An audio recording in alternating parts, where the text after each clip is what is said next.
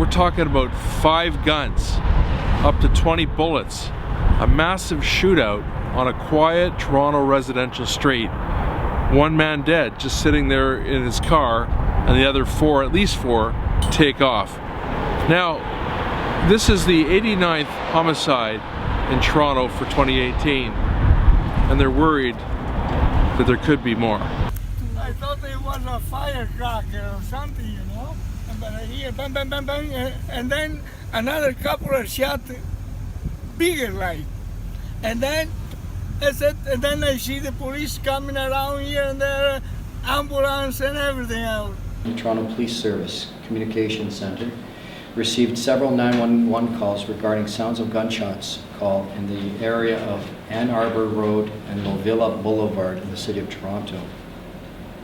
The members of number 31 Division attended with Toronto paramedics where they located the lifeless body of a man sitting in the driver's seat of a vehicle. This individual was observed to have several gunshot wounds on his body. The 89th record-tying homicide. We haven't had 89 homicides in Toronto since 1991. His name is Johannes Baranu, 22 years old. We have learned that Mr. Barhani was operating the vehicle and was in the company of another individual who was seated in the front passenger seat. It appears that Barhani parks his vehicle on Ann Arbor for a brief period of time when another vehicle approaches from the opposite direction. This vehicle appears to have some association to the deceased.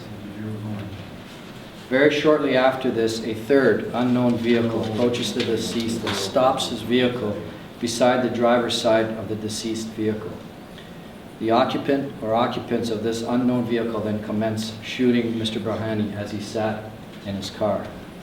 Don't know a lot about him right now, but we do know that beside him was found a firearm.